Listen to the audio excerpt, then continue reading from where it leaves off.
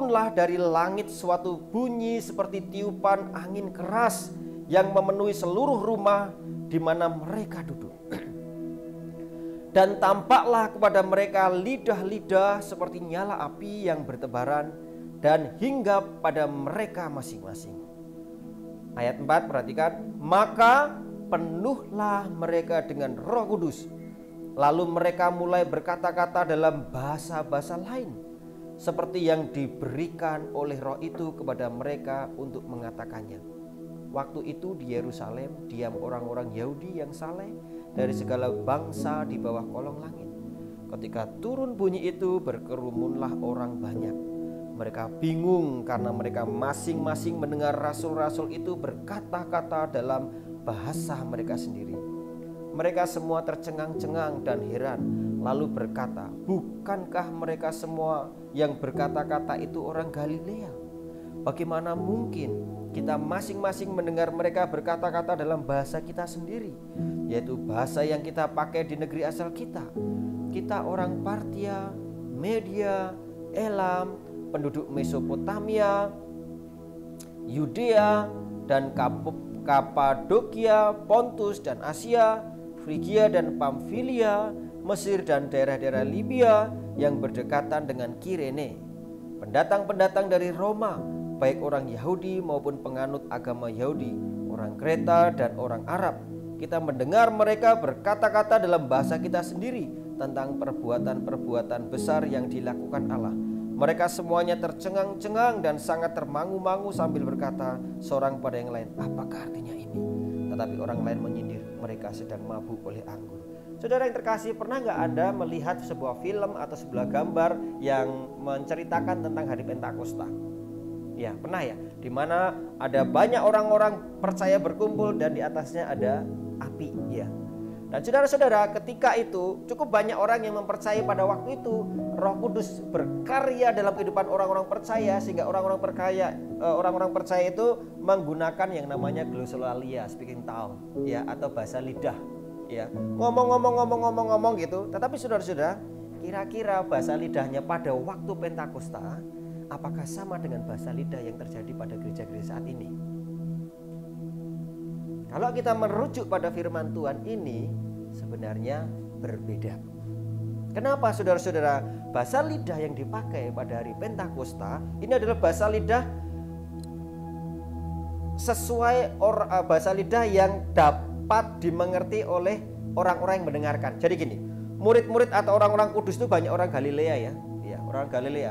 Dan pada waktu itu ketika angin besar dan api turun, yaitu Roh Kudus memenuhi hidupnya, dan mereka mulai ngomong-ngomong yang ngomong, istilahnya dia banyak ngomong-ngomong. Nah, pada waktu saat mereka ngomong-ngomong gitu seperti berdoa itu, ya, menceritakan kalau di ayat yang 11 itu bicara tentang perbuatan-perbuatan besar yang dilakukan Allah. Jadi mereka itu ngomong-ngomong, ketika orang yang dipenuhi Roh Kudus itu mereka membicarakan kebesaran Tuhan. Yang dibicarakan itu peristiwa kematian, kebangkitan, dan kenaikan Kristus, di mana di situ finalitas keselamatan. Dan ketika orang-orang itu ngomong, jadi kira-kira begini, kowe ngerti ra aku sesok mangan napa? Ngerti ra sesok aku mangan apa? Enggak paham ya? Ya, oke. Ini bukan Roh Kudus berarti ini tadi. Ya. Jadi Roh Kudus itu ketika saya ngomong, Leni dari bahasa sukunya, ya, itu bisa paham. Walaupun saya orang Jawa ngomong, tapi dia dengarnya seperti saya ngomong dengan bahasanya Leni. Sekarang begini juga. Sesok awake dhewe tuku buncis ya. Sesok awake dhewe tuku buncis ya. Ya. Apa? Enggak tahu ya. Berarti ini bukan suara Roh Kudus, ya. Tapi kalau Roh Kudus itu saya ngomong, besok kita beli buncis ya. Nah, gitu kan. Nah, itu. Nah, jadi maksudnya apa? Roh Kudus yang waktu itu berkarya, itu ngomongnya itu misalnya saya ngomongnya pakai bahasa Indonesia, ya. Orang bahasa Sunda, kalau bahasa Sunda yang lainnya tahu. Misalnya saya ngomongnya bahasa Jawa, itu bisa didengar dan bisa dipahami orang dari bahasa Mamuju, bisa didengar orang berbahasa Sunda. Itu kejadiannya pada waktu itu seperti itu. Jadi di sini dikatakan ya, ayat-ayat berikutnya ini mulai ayat 7 ya, mulai ayat 7 ya. Mereka semua tercengang-cengang dan heran lalu berkata, bukankah mereka semua yang berkata-kata itu orang Galilea? Bagaimana mungkin kita masing-masing mendengar mereka berkata-kata dalam bahasa kita sendiri? Saudara, jadi Roh Kudus ini adalah seorang pribadi ya. Pribadi ya, saya ngomongin pribadi yang pada waktu itu menyatakan kuasa Tuhan, memenuhi orang-orang percaya tadi itu untuk membicarakan kebesaran Tuhan, dan omongannya itu bisa didengar dari orang yang dari berbagai macam suku bahasa. Jadi pada waktu itu kan di pertemuan itu di luar sana itu ada orang Partia, Media, Elam. Yuk kita hitung bersama-sama kira-kira ada berapa orang yang beda bahasa, itu kan. Oke, kita sebut dari Partia 1, 2, 3. Partia, terus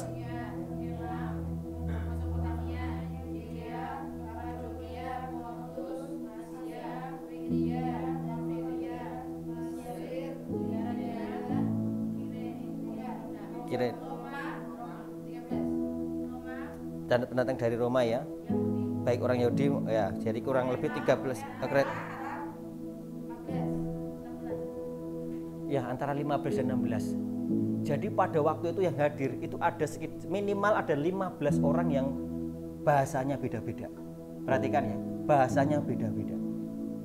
Tapi bahasanya yang beda-beda itu orang-orang itu bisa mendengar dengan jelas. Para rasul-rasul itu bicara tentang kebesaran Tuhan.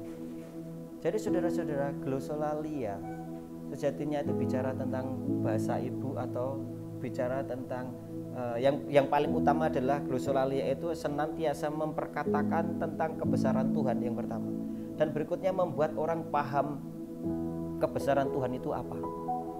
Jadi bukan bahasa yang tidak bisa kita mengerti, gitu teman-teman. Jadi peristiwa turunnya Roh Kudus ya, itu kan kadang orang senantiasa seringkali banyak sekali yang mencirikan orang mengalami kepenuhan Roh Kudus itu dengan bahasa yang yang kadang tidak kita pakai sehari-hari. Tapi jika kita mengacu pada firman Tuhan ini, glosolalia atau pencurahan Roh Kudus itu dicirikan dengan bahasa-bahasa yang dapat dimengerti oleh orang-orang yang ada di sekitar. Ini tadi saja saya pakai bahasa Jawa, ngomong dengan Leni nggak paham.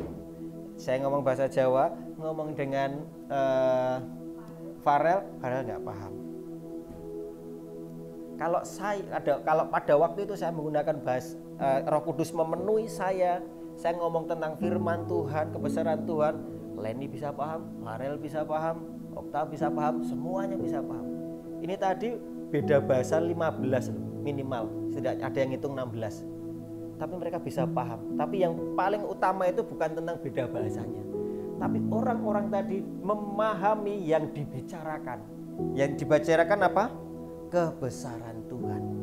Jadi saudara-saudara, kebesaran Tuhan itu harus disampaikan kepada orang-orang yang berbeda-beda suku sekalipun. Dan itu harus ya bicara tentang membicarakan siapa yang pada minggu ini sudah menyatakan kasih Tuhan, menyampaikan kabar baik, atau berusaha ya kayak sini ya, kayak menyampaikan kepada siapa, ngomong apa? Kepada Jesse yang aku beritakan tentang kisah Amasi. Pada mulanya dia nggak ngerti sama sekali tentang kisah Amasi. Terus aku kayak sharing tentang kisah Amasi itu kayak gimana. Ya Allah tuh sama saja dengan ya Allah tuh juru selamat, tapi ada juru selamat yang lain yang bisa menyelamatkan kamu. Terima kasih. Oh iya. Aplaus buat Akaya. Setidaknya Akaya berani mencoba ya. Dan saya pernah suatu ketika itu kalau bicara tentang Akaya sama adik Lintang tolong dimatikan handphonenya.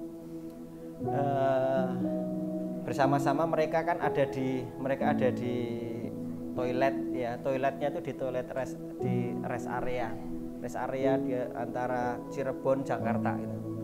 Saya dampingi Lintang untuk di toilet, kakak mandi, habis selesai mandi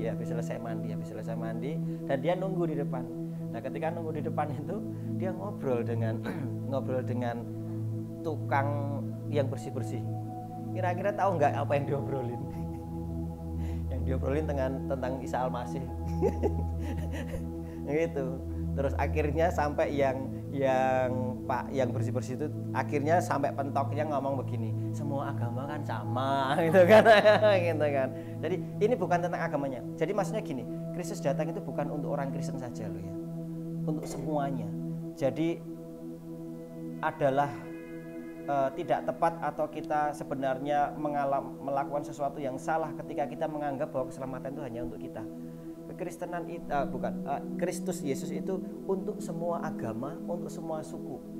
Jadi yang belum tentu orang beragama Kristen itu juga akan masuk surga loh ya. Belum tentu loh ya. Kalau kalian ketika beragama Kristen tapi hidupmu tidak Kristen sama sekali, tidak mempercayai Kristus, ya pasti tidak akan bersama-sama dengan Kristus. Beda dengan orang yang beragama lain tetapi dia meyakini Yesus adalah satu-satunya Tuhan dan Juru Selamat. Ada cukup banyak loh ya orang beragama lain tapi mempercayai. Maksudnya begini, beragama lain dalam artian di KTP ya. Tapi ketika secara umum itu kalau orang yang pengikut Kristus ya disebut Kristen, terlepas dia identitas di KTP-nya itu agama apapun. Dan cukup banyak seperti itu. Jadi saudara-saudara, pastikan kalian juga ada bersama-sama dengan golongan orang percaya yang menikmati kerajaan surga. Ini penting sekali teman-teman. Saudara, saya lanjut di sini ya. Akan menyampaikan peran Roh Kudus. Ya ini tadi pembukaan.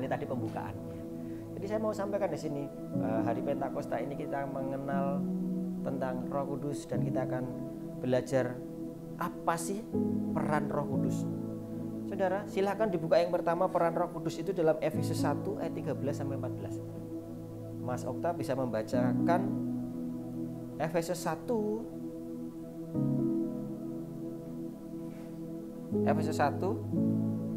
ayat mana tadi? Sorry. Efesus 1 ayat 13 sampai 14.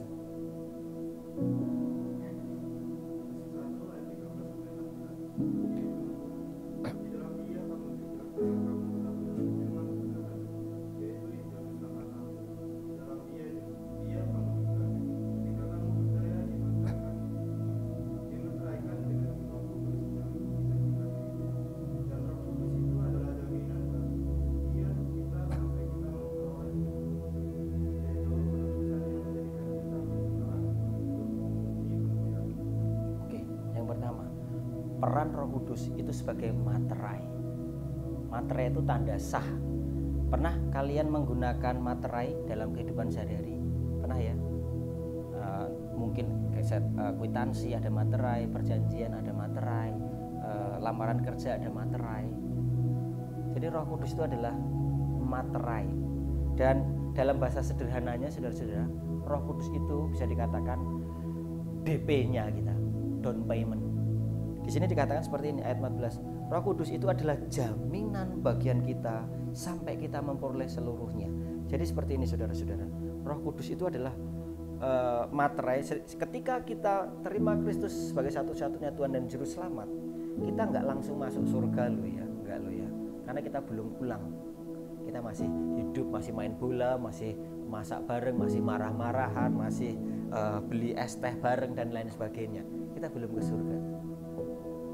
Tapi saudara-saudara, saya mau sampaikan, ketika kita sudah percaya Kristus, kita ada jaminan bahwa ketika kita nanti pulang di hadapan Tuhan, kita pasti bersama-sama dengan Dia. Ini jaminan. Jadi semacam kita pernah nggak kalian nonton bioskop tanpa membawa karcis? Pernah nggak? Kira-kira kalau kalian nonton bioskop bisa nggak diterima masuk tanpa Anda menyerahkan karcisnya? Nggak boleh. Sederhananya saya mau sampaikan, Roh Kudus itu materai seperti itu. Jaminan kalau kalian nonton bioskop, kalian beli tiket, itu jaminannya untuk kalian boleh nonton tiket. Kalau bioskop itu kan tiketnya harus beli. Kalau keselamatan itu kan cuma-cuma, karena kita tidak layak sebenarnya. Jadi saya sampaikan seperti ini. Peran Roh Kudus itu untuk jaminan kita ketika kita pulang nanti ke surga, pulang atau meninggal, kita pasti masuk surga. Karena saudara-saudara, sekali lagi, saat ini ketika kita sudah terima Kristus, kita belum di surga ya. Tapi kita sudah yakin kita diselamatkan. Dan ketika kita mati, kita sudah pasti akan bersama-sama dengan Allah Bapa. Ini jaminan. Tapi setiap orang, Tapi tidak semua orang punya jaminan itu. Nah, bagaimana bisa mendapatkan jaminan itu?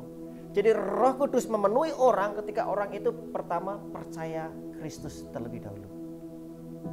Ya. Jadi yang pertama ini sudah paham ya. Jadi Roh Kudus itu perannya adalah memberikan jaminan kepada kita. Kita dimateraikan. Kalau dimateraikan itu tanda sah, tidak bisa diganggu gugat, valid, sah bahwa kita adalah calon penghuni surga. Nah, gitu kan. Tuh, calon, kita masih calon ya. Ada yang sudah ingin berangkat besok? Atau besok atau nanti? Ya kehendak Tuhan yang jadi. Kadang kita takut, aku sebenarnya pulang itu kan lebih enak ketika kita bersama Tuhan. Ya, tidak ada derita lagi dan lain sebagainya. Tapi seringkali orang takut. Kamu mau dipanggil Tuhan? Iya, seringkali kita takut ya, karena kita merasa bahwa dunia ini lebih enak daripada surga. Ngomong-ngomong tentang surga, orang Banci itu nggak bisa masuk surga ya. Mereka masuknya surga.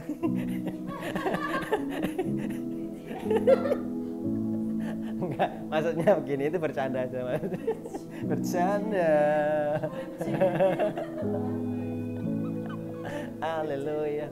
Jadi saudara-saudara, sekali lagi saya sampaikan, Roh Kudus itu adalah materai untuk memastikan kita berhak mendapatkan kehidupan kekal. Jadi sudah ada down payment-nya, sudah di DP ya. Kalau kos-kosan kita itu hampir di DP ya. Hampir di DP ya, hampir ya. Nanti ketika mereka belum mendp, berarti kan belum ada jaminan. Kalau ada yang mau ambil ya pasti dia serahkan yang lain kan, karena belum pasti gitu kan. Oke, itu yang pertama. Sekali lagi, Roh Kudus adalah materai atau jaminan. Yang kedua, peran Roh Kudus. Yuk kita buka dalam Yohanes 16 ayat 7, Mas Edsel. Yohanes 16 ayat 7.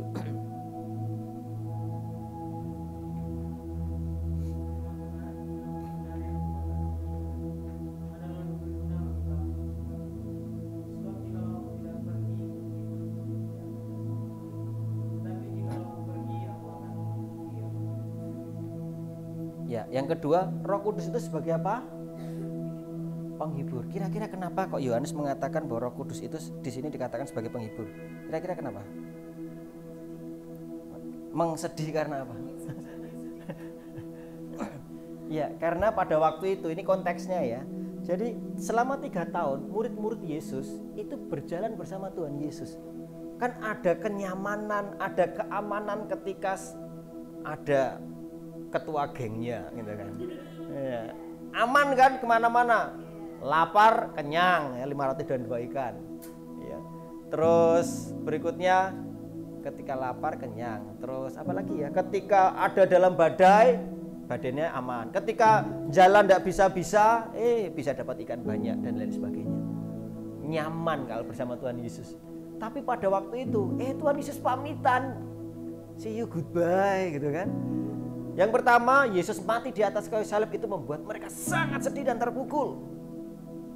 Berikutnya ketika Yesus datang, seolah-olah Yesus itu PHP.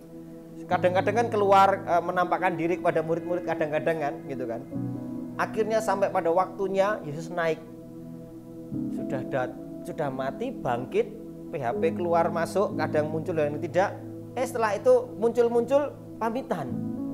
Pernah nggak kalian merasa sedih ditinggal seseorang, atau ada orang tua, atau maksudnya pergi, ini bukan pergi meninggal ya, pasti pergi untuk ke satu tempat gitu. Pernah nggak ngalamin itu? Pernah nggak? Kalau Lia kan menjauhi. Enggak ya Lia. Ya sering ditinggal kok ya. Bukan. Enggak. Ya pasti kita pernah ya. Minimal waktu kecil lah kalian ditinggal di pasar rasanya sedihnya gitu. Tinggal di mana sedih gitu kan. Iya, saya diceritain Mbak Iren tuh kadang gregel tuh. Waktu itu belum ada handphone ya, gitu kan. Setiap hari apa Mbak Iren tuh harus menunggu di pinggir sungai ya. Sungai atau apa? Pinggir desa untuk menanti kehadiran sesosok ayah. Gitu kan. Wah, itu selama berapa hari di dalam? Kadang 1 bulan. Pernah nggak ngalamin duduk di tempat itu dan Bapak nggak datang? Atau selalu datang? Nggak, maksudnya pernah nggak berharap Bapak pulang ditunggu terus nggak datang atau belum Pak? Tapi seringnya pengalaman bahagianya itu pasti Bapak pasti pulang gitu ya? Soalnya janjian kan dari ini. Oh, sudah ada janjian ya, oke. Ya. Jadi waktunya nggak tahu jam berapa gitu kan, tapi pasti jam hari itu sore. Iya, saudara-saudara, Roh Kudus tadi adalah penghibur ya. Roh Kudus itu penghibur, dan ketika murid-murid Tuhan Yesus pada waktu itu ditinggal, rasanya sedih sekali. Dan di sini di firman Tuhan ini dikatakan, kalau aku nggak pergi, Roh Kudus nggak turun. Saudara, saya mau kembali ke belakang lagi nih. Saudara perlu meyakini dalam iman percaya orang Kristen atau Alkitab atau biblical ini, atau sebagai orang baptis, kalau pengakuan baptis, Roh Kudus itu adalah pribadi Tuhan itu sendiri. Jadi Roh Kudus itu adalah Tuhan itu sendiri ya. Jadi adalah Allah Bapa, Allah Anak, adalah Allah Roh Kudus. Tapi bukan berarti Tuhan kita 3. Jadi begini, sederhananya ya, tapi walaupun sederhananya ini, pelogikaan ini hanya bisa kita terima dengan iman yang sungguh-sungguh di hadapan Tuhan. Di awal penciptaan ya, dia ada Allah Bapa yang Allah Bapa yang menciptakan semuanya ya, tapi manusia jatuh dalam dosa. Ini Allah Bapa pencipta semuanya. Karena manusia nggak bisa menyelamatkan dirinya. Karena dalam keberdosaannya ketika bertemu dengan Tuhan pasti mati ya. Makanya Allah Bapa itu makanya Allah itu hadir dalam wujud manusia. Yang pertama itu pencipta.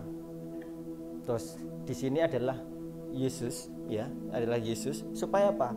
Manusia dapat berkomunikasi dengan Allah sesuai bahasa. Karena dia adalah Allah kan. Karena kalau manusia bertemu dengan Allah secara langsung, pasti bahasanya manusia nggak akan memahami bahasa Allah. Kalau Allah bisa memahami bahasa manusia, itu pasti. Tapi manusia belum tentu memahami. Oke, berikutnya, ketika manusia datang kepada Allah dalam keberdosaannya, datang di pribadi yang sangat maha kudus, manusia pasti akan mati. Ingat saudara-saudara, Musa ketika mau bertemu dengan Yahweh ya, itu nggak bisa loh berjalan seperti ini. Selain melepaskan kasut, mundur loh, karena nggak mampu untuk melihat. Berikutnya dalam keberdosaannya ya, ketika Yesus sudah mati di atas kayu salib, itu kan pribadi Allah Bapa itu benar-benar dapat dinyatakan ya di dalam Yesus Kristus. Ketika Paulus dalam keberdosaannya ketemu dengan Yesus, apa yang terjadi? Buta. Saudara, perlu Yesus ya dalam tubuh manusia ini untuk menolong manusia bisa ketemu Allah muka dengan muka, dan bahasanya dapat diterima oleh semua orang. Ketika Yesus pada waktu itu ngomong dengan bahasa yang dapat dikenal atau ditulis dalam bahasa Yunani misalnya, itu kan dikenal dengan banyak orang, akhirnya diterjemahkan dalam bahasa-bahasa yang lain. Jadi akhirnya dalam bahasa Jawa, dalam bahasa Palembang, bahasa Mamuju, akhirnya ada kitab-kitab itu, sehingga kita tahu maksud Allah. Jadi itu yang kedua tentang Allah anak. Dan berikutnya Roh Kudus. Jadi ketika Roh Kudus itu kan tugasnya Yesus sebagai penebus dosa kan sudah diselesaikan di atas kayu salib ya. Dan ketika tugas sudah selesaikan ya pulang ya. Pernah nggak kalian ngerjain sesuatu selesai tetap kongko di situ? Pernah sih, ngadem ya. Tapi Yesus setelah selesai kerjaannya gitu kan, pulang. Iya. Tetapi sebenarnya pulang itu bukan pulang dalam artian itu pulang tetap mengcover kita. Tapi yang mengcover bukan lagi pribadi manusia di dalam Yesus, tetapi yang mengcover manusia adalah pribadi rohnya. Jadi roh ya saya ulang lagi. Roh yang pertama, roh yang maha kudus, itu ketika ketemu orang yang tidak berdosa, orang itu akan hancur. Dan ini adalah pribadi manusia, orang itu bisa ketemu Allah di dalam wujud manusia sehingga orang itu tidak hancur. Dan berikutnya Roh Kudus ya, Roh Kudus ini orang itu kan sudah dipulihkan ya, sudah mengalami pemulihan, kutuk dosa sudah dihancurkan, sehingga orang ketika mengalami Roh Kudus tidak hancur, tidak musnah, tapi malah dihiburkan. Beda ya, ini Allah Bapa, Allah Anak, Roh Kudus. Tapi kita tidak, orang Kristen atau umat Baptis tidak mempercayai Yesus atau Tuhan kita tiga, tidak. Tiga pribadi itu adalah Allah ya, dalam fungsinya. Oke, lebih sederhana lagi. Saya di STBI saya dikenal sebagai Pak dosen ya. Dan saya di rumah saya di mana di STBI itu sebagai Pak dosen. Tapi saya di sana bukan orang tuanya mahasiswa.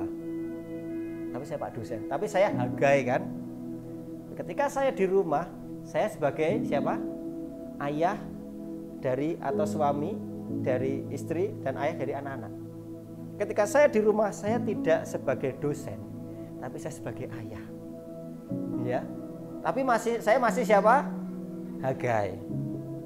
Ini tadi di sini saya sebagai dosen. Saya di sini sebagai ayah. Tapi saya di sini, misalnya saya di sini, sederhananya saya di rumah saya sebagai anak. Anak dari orang, saya punya orang tua. Saya bukan orang tuanya, saya tidak orang tuanya ayah saya, enggak. Tapi saya anak, tapi saya tetap siapa? Hagai. Sama kan pribadi, saya sama kan? Tetap Hagai kan? Ketika saya di rumah sana Wonogiri, saya sebagai anak.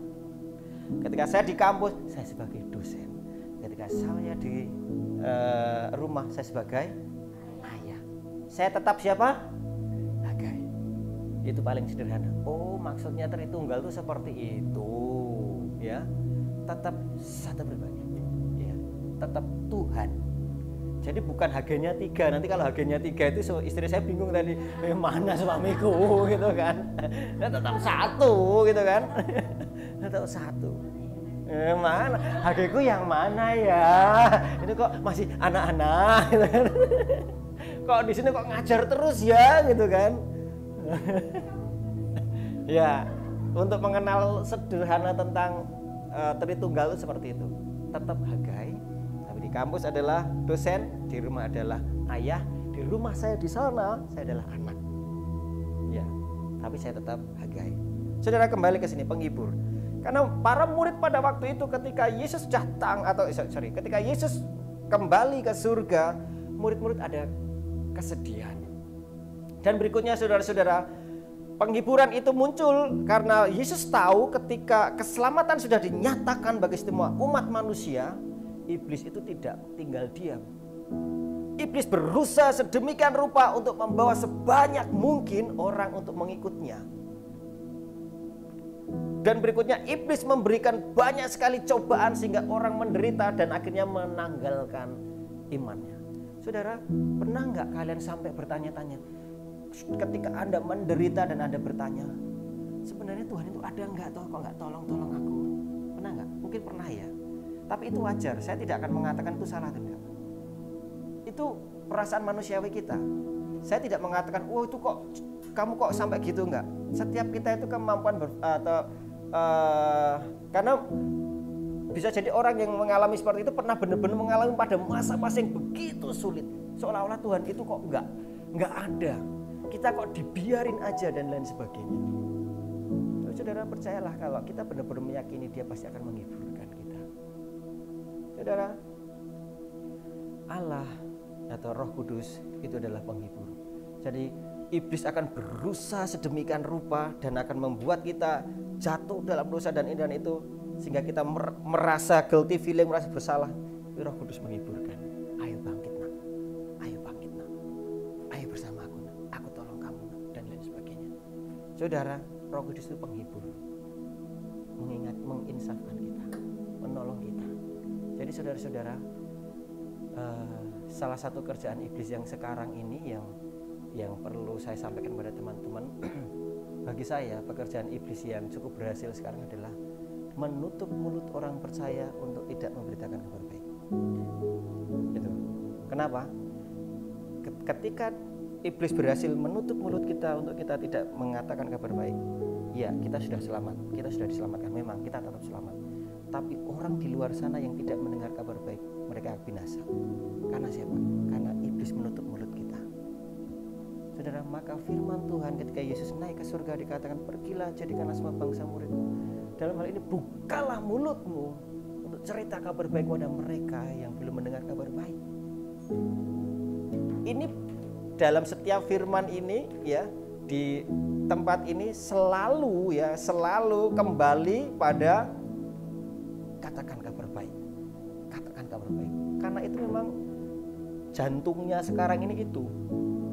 Jadi saudara-saudara, penyataan kabar baik itu bukan salah satu program saja, tapi dalam setiap segi hidup kita, upaya mewartakan kabar baik itu menjadi intinya. Jadi bukan bagian program salah satu saja. Saudara, kira-kira ketika teman-teman menjadi pelayan di sini ya, melayani Tuhan, dan teman-teman menjadi mahasiswa, kira-kira apa yang bisa terkait dengan amanat agung? Kalau misalnya menjadi siswa yang terkait dengan mahasiswa, yang terkait dengan amanat agung apa? Menjadi siswa, mahasiswa. Ya PI pribadi. Kita datang ke kampus, kita sebagai mahasiswa belajar sebagaimana kita mahasiswa yang lain, tapi sebagai mahasiswa di kampus kita punya teman dan kita bisa ngobrol kabar baik. Jadi ini harus begitu, ya.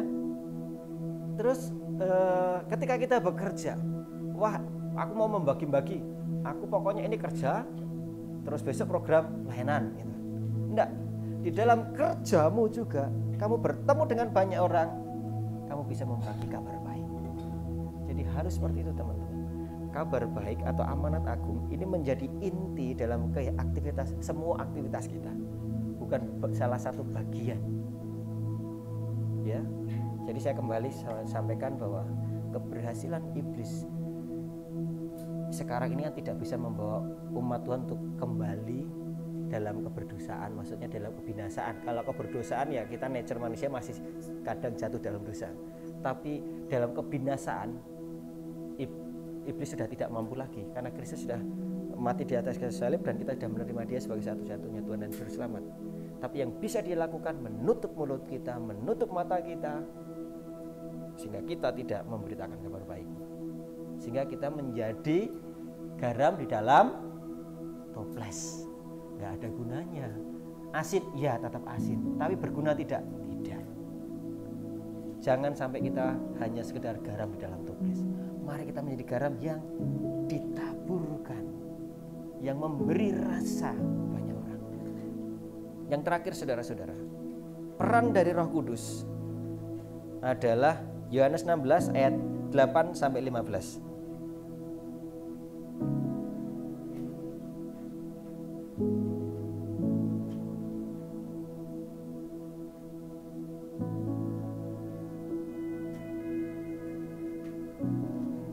Ayat 8 sampai 15 ya. Kak Stefani bisa membaca 8 sampai 15.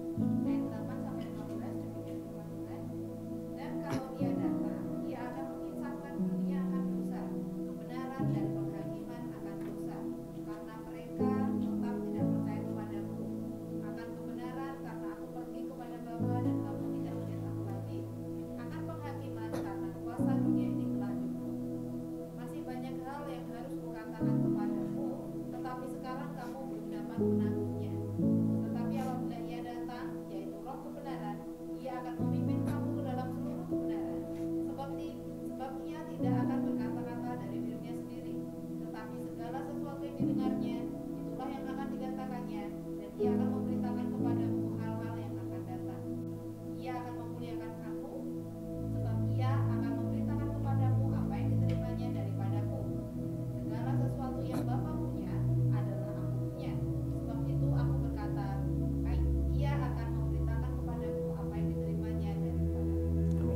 8 jelas sekali di sini. Ayat 8 ya. Dan kalau ia datang, ia akan apa? Menginsafkan dunia akan dosa, kebenaran dan penghakiman. Jadi Roh Kudus itu perannya untuk menginsafkan orang. Menginsafkan itu yang sederhananya untuk membuat orang itu sadar bahwa oh aku ini berdosa toh. Dan berikutnya Roh Kudus itu berkarya dalam kehidupan kita untuk memampukan diri kita untuk menerima Roh Kudus. Menerima keselamatan. Jadi kalau kita memberitakan kabar baik dan orang itu menjadi percaya, itu bukan pekerjaan kita, itu bukan hasil dari kita. Itu karya Roh Kudus. Bukan hasil kita. Tugas kita itu mewartakan kabar baik. Jadi teman-teman, kadang kita ini ya salah satu jebakan Batman yang dipakai iblis juga itu dengan seperti ini. Percuma toh kamu memberitakan kabar baik, toh mana nggak ada yang percaya. Kita merasa bahwa orang itu percaya itu karena mulut kita, karena kemampuan kita. Tapi sebenarnya saudara-saudara, kepercayaan itu Roh Kudus sendiri yang berkarya. Karena tugas kita itu hanya menyampaikan saja. Jadi teman-teman, kalian itu tidak dituntut untuk membuat orang lain itu percaya.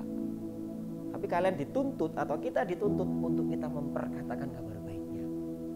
Terlepas mereka nanti akan percaya atau tidak, itu Roh Kudus yang berkarya. Urusan dia dengan Roh Kudus, bukan lagi urusan kita. Tugas kita menyampaikan saja. Jadi ketika mereka belum percaya akan kabar baik, ya nggak usah sedih. Tugas kita nyampaikan sebanyak mungkin. Ya, dalam minggu ini seberapa banyak orang yang sudah kita perdengarkan kabar baik? 2 ya, Akaya sudah praktek ya. 1 lagi itu kan Akaya sudah tadi. Akaya, ya ABC yuk. Ya ABC Akaya. Saya dengan Akaya nanti huruf depannya itu yang akan menyaksikan ya, sudah ngomong dengan siapa. Oke, yuk. ABC. A itu enggak ABC. A B C D E F G H. Hagai. Ya. Jadi saudara, nggak usah yang jauh-jauh ya, nggak usah yang jauh-jauh. Hari ini tadi saya digerakkan kembali untuk bertemu dengan orang yang saya lihat orangnya itu kembali masuk rumah sakit ya, dan memang orang itu belum percaya.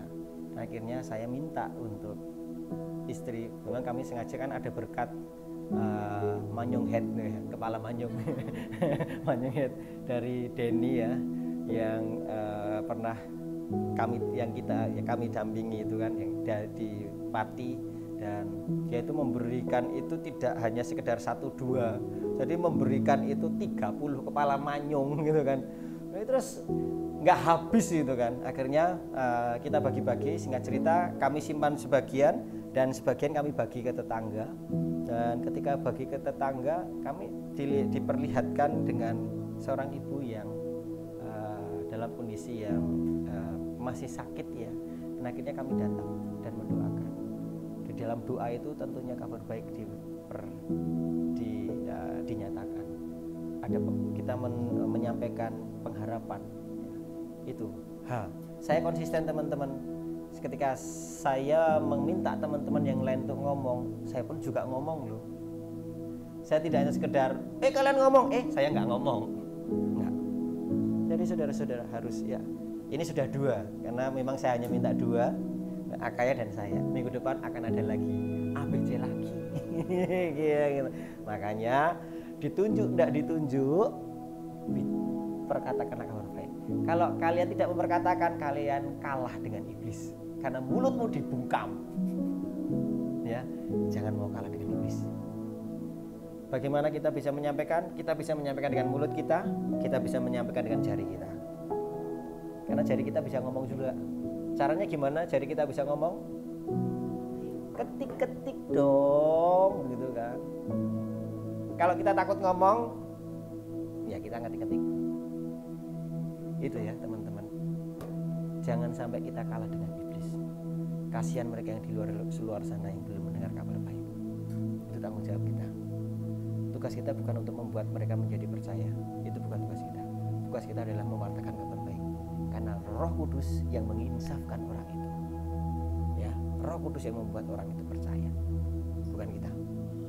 Demikian saudara-saudara, hari Pentakosta ini kita belajar bahwa Dia adalah materai. Roh Kudus adalah materai kehidupan kita, jaminan bahwa kita sudah diselamatkan. Berikutnya, Roh Kudus adalah penghibur atau penyerta kita.